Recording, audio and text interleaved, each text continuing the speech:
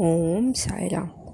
दर्शक बंधु आमे जदि जन को बहुत पसंद कले आउ निज लाइफ पार्टनर परी आमे तांको देखिले आउ एपरी भाबिवा परे जदि उभय फैमिली यही रिलेशन को माने एक्सेप्ट करिवे ताहाले आमठू भी आउ के भाग्यवान नथिबो बोधे ना। आउ जदि एते दूर आसीबा परे जदि गोटे प्रपोजल किंबा रिलेशन किंबा प्रस्तावटा जदि भांगी जाए ताहले ताठू बैड लक आउ किछि नथिबो। दर्शक बंधु आज यही वीडियो रे मु आपण मानकु एपरी गोटे मिराकल जणाइबा पई चाहूछि जोठी बाबा माने प्रस्तावटी को भांगी की पूरापूरी ठीक करथिले। हाँ दर्शक बंधु आपण मैंने भावुए जे कौन मुझे एपरी कहूँ किंतु ताहा सत आउ पूरा मिराकल कौन पूरा स्टोरीटा कौन ताहा मु आपण मानकु जणैबी। किंतु ताहा पूर्व नमस्कार दर्शक बंधु मो साई बाबा चैनल रे मु आपण मानकर स्वागत करुछि। आशा करुछि आपण माने समस्ते भलरे शांति रे अछंती एवं प्रत्येक मुहूर्त बाबांकर नाम स्मरण करुछंती एवं बाबांको आशीर्वाद सर्वदा जेपरि आम उपरे रहू एही प्रार्थना रे आज वीडियोटी मु स्टार्ट करने को जाऊँगी।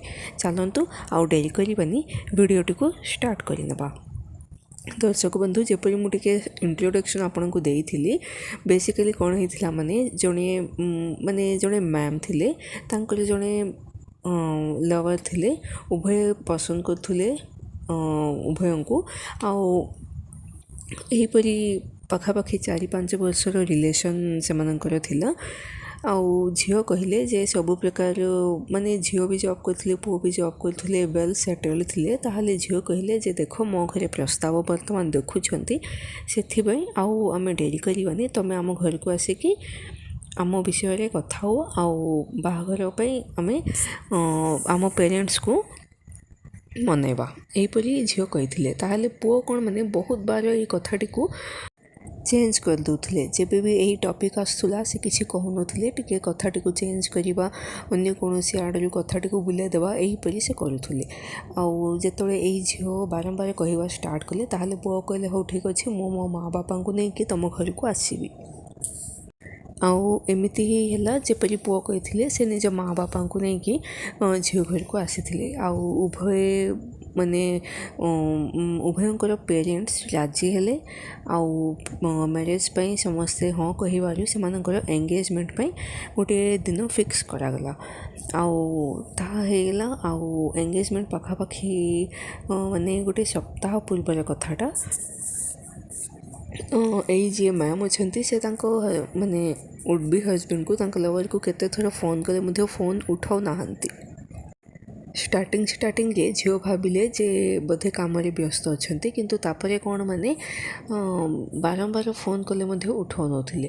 ताहले आउ कौन करिवे सेथिपई एई मैम जी अच्छी से कौन अन्य नंबर रु तांको फियांसी को कॉल कले आउ एही समय रे से जी अच्छी तांको फियांसी से फोन उठेइथिले आउ से माने ए झील पचारे मैम पचारे कौन है कहीं मो सहित कथा होन कहीं एपरी सेतोले माने अन्य कौन भी रास्ता नथिला सेथिपई मैम को फियांसी कथा ही आउ कहले जे यही बाहाघर हो पारियोनी सेथिपई मु तुम सहित माने तुम फोन मुझे उठुनी मत तुम सहित रही इच्छा ना एपरी से कही आउ यही कथा शुणिकी माने ये मैम अच्छे से पूरापूरी भांगी गले।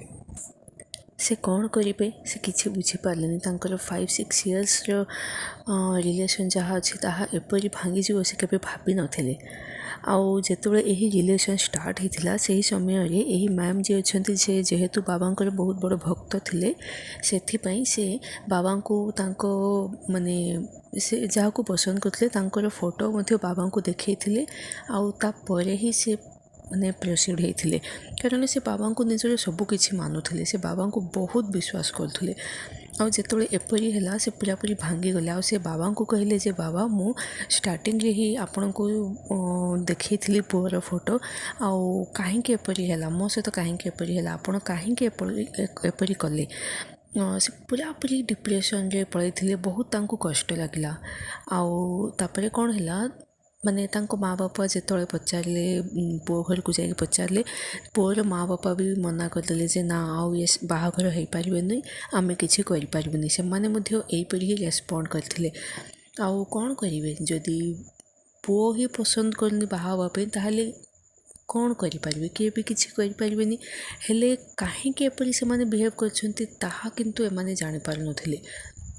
ସେତେବେଳେ କ'ଣ ହେଲା, ମାନେ ଏଇ ଯେ ଝିଅ ଅଛନ୍ତି ଯେହେତୁ ସେ ବାବାଙ୍କର ଭକ୍ତ ଥିଲେ ନା, ସେଥିପାଇଁ ସେ ଦିନେ ବାବାଙ୍କୁ ମନରେ ଏପରି କହିଲେ ଯେ ବାବା, ମୁଁ ସେ ପୁଅକୁ ଭୁଲି ଯିବା ପାଇଁ ଚାହୁଁଛି, କିନ୍ତୁ ମୋ ଦ୍ୱାରା ହେଇପାରୁନି, ସେଥିପାଇଁ ମୋତେ ହେଲ୍ପ କର। ମୁଁ 9 ଦିନ 9ଟି ଦୀପ ଲଗେଇବି, ଆଉ ମୁଁ ଚାହୁଁଛି ଯେ ମୁଁ ସେ ପୁଅକୁ ପୁରାପୁରି ଭୁଲିଯିବି, ମୋତେ ସାହାଯ୍ୟ କର, ମୋତେ ହେଲ୍ପ କର। ଏପରି ସେ ମନରେ ଭାବିଲେ, ମାନସିକ କଲେ, ଆଉ 9 ଦିନ 9 ଗୁରୁବାର 9 ଦିନ 9ଟି ଦୀପର ପୂଜା ସେ ଷ୍ଟାର୍ଟ କରିଥିଲେ।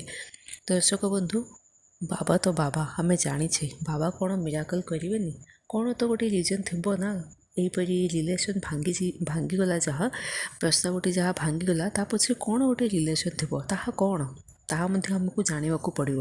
ମାନେ ବାବା ତାହା କ'ଣ, ତାହା ଏଇ ଝିଅ ଆଉ ଝିଅର ମାଆ ବାପାଙ୍କ ସମ୍ମୁଖରେ ଆଣିଥିଲେ। ଆଉ ତାହା ବି କ'ଣ, ଏହି 9 ଦିନ 9ଟି ଦୀପର ଯେତେବେଳେ ପୂଜା ଷ୍ଟାର୍ଟ କଲେ ସେହି ସମୟରେ ହିଁ ଆଣିଥିଲେ। ତାହେଲେ କ'ଣ, ମାନେ ସେ ରିଜନ୍ଟା କ'ଣ, ତାହା କ'ଣ ନିଶ୍ଚୟ ମୁଁ ଜଣାଇଦେବି। ତାହା ଜଣାଇବା ପୂର୍ବରୁ ମୋର ଗୋଟେ ଛୋଟ ଅନୁରୋଧ କ'ଣ, ମାନେ ଏହି ଭିଡ଼ିଓର ଡିସ୍କ୍ରିପ୍ସନ୍ ବକ୍ସରେ ମୋର ଗୋଟେ ହ୍ୱାଟ୍ସଆପ୍ ନମ୍ବର ଅଛି। ଆପଣମାନଙ୍କ ମଧ୍ୟରୁ କିଏ ବି ଯଦି ନିଜ ଲାଇଫ୍ରେ ଘଟିଥିବା ମିରାକଲ୍ ଆମ ସହିତ ସେୟାର କରିବା ପାଇଁ ଚାହୁଁଛନ୍ତି ତାହେଲେ ନିଶ୍ଚୟ କରିପାରିବେ ଏହି ହ୍ୱାଟ୍ସଆପ୍ ନମ୍ବରରେ ଭଏସ୍ ମେସେଜ୍ ପଠାଇକି। ତାହେଲେ ଦର୍ଶକ ବନ୍ଧୁ, ଆଜିର ଏହି ଭିଡ଼ିଓଟି ବର୍ତ୍ତମାନ ମୁଁ କଣ୍ଟିନ୍ୟୁ କରୁଛି। ଯେତେବେଳେ ଏହି ମ୍ୟାମ୍ ଯିଏ ଅଛନ୍ତି ସେ 9 ଦିନ 9ଟି ଦୀପର ମାନସିକ କରିଥିଲେ, ମାନେ ପୂଜା ଷ୍ଟାର୍ଟ କରିବେ ବୋଲି ଭାବିଥିଲେ, ତାହାର ସେ ପୂଜା ଷ୍ଟାର୍ଟ କରିବାର କିଛି ଦିନ ପରେ କ'ଣ ହେଇଛି, ସେମାନଙ୍କ ସମ୍ମୁଖରେ ବହୁତ ମାନେ ଫ୍ୟାକ୍ଟ ଆସିଲା। ଏହିପରି ବହୁତ ଇନଫର୍ମେସନ୍ ଏମାନଙ୍କୁ ମିଳିଲା, ଯାହାଦ୍ୱାରା କ'ଣ, ମାନେ ଏମାନେ ନିଜକୁ ବହୁତ ଭାଗ୍ୟବାନ ମାନିଲେ ଆଉ ଏହି ବାହାଘରଟା ଭାଙ୍ଗି ଯାଇଛି ବୋଲି। ତାହା କ'ଣ, ମାନେ ଏହି ଯେଉଁ ପୁଅ ଅଛନ୍ତି ସେ ବାରମ୍ବାର ମାନେ ଅନ୍ୟ ଜାଗାକୁ ଯାଉଥିଲେ, ଆଉ ଏଇ ଝିଅକୁ କ'ଣ କହୁଥିଲେ, ମାନେ ମ୍ୟାମ୍କୁ କ'ଣ କହୁଥିଲେ, ମାନେ ସେ କମ୍ପାନୀ ଆଡ଼ରୁ ଫରେନ୍କୁ ଯାଉଛନ୍ତି, କମ୍ପାନୀ ତାଙ୍କୁ ଅନ୍ୟ ଦେଶକୁ ପଠାଉଛି, ଏହିପରି ସେ ମ୍ୟାମ୍କୁ କହିଥିଲେ। କିନ୍ତୁ କ'ଣ, ମାନେ ପ୍ରକୃତ କଥା ତାହା ମିଛ। ଏହି ଯିଏ ପୁଅ ଅଛନ୍ତି ତାଙ୍କେ ପୂର୍ବରୁ ହିଁ ବିବାହିତ, ସେ ବାହା ହେଇଯାଇଛନ୍ତି, ତାଙ୍କର ପୁଅଟିଏ ମଧ୍ୟ ଅଛି। ଆଉ ସେ କ'ଣ, ମାନେ ଏହି ବାହାଘର କଥାଟା କାହାକୁ ମଧ୍ୟ ଜଣାଇ ନାହାନ୍ତି। ଆଉ ଯେତେବେଳେ ଏହି ପୁଅର ପ୍ରସ୍ତାବ ଠିକ୍ ହେଇଗଲା ବୋଲି ଜାଣିଲେ, ସେପଟରୁ ସେ ଝିଅ ଆଡ଼ରୁ ମଧ୍ୟ ମାନେ ପ୍ରେସର୍ ଆସିଥିଲା। ସେଥିପାଇଁ ଏହି ଯିଏ ମ୍ୟାମ୍ଙ୍କ ଯିଏ ଲଭର୍ ଅଛନ୍ତି, ସେ ଏହି ମାନେ ମ୍ୟାମ୍ଙ୍କ ସହିତ କଥା ହେଉନଥିଲେ। ଆଉ ଯେତେବେଳେ ଏତେ ସବୁ କଥା ବାହାରକୁ ଆସିଲା, ସମସ୍ତେ ଭାବିଲେ ଯେ ସେମାନେ ବହୁତ ଭାଗ୍ୟବାନ। ଏହି ଝିଅ ମାନେ ମ୍ୟାମ୍ ଆଉ ତାଙ୍କ ମାଆ ବାପା ଭାବିଲେ ଯେ ଆମେ ବହୁତ ଭାଗ୍ୟବାନ ଯେ ଝିଅର ଜୀବନ ମାନେ ସେଫ୍ରେ ଅଛି, ଏହିପରି ସେମାନେ ଭାବିଲେ। ଆଉ ସେଥିପାଇଁ ସେମାନେ ପ୍ରଥମେ ବାବାଙ୍କୁ ଧନ୍ୟବାଦ ଜଣାଇଲେ। ଦର୍ଶକ ବନ୍ଧୁ,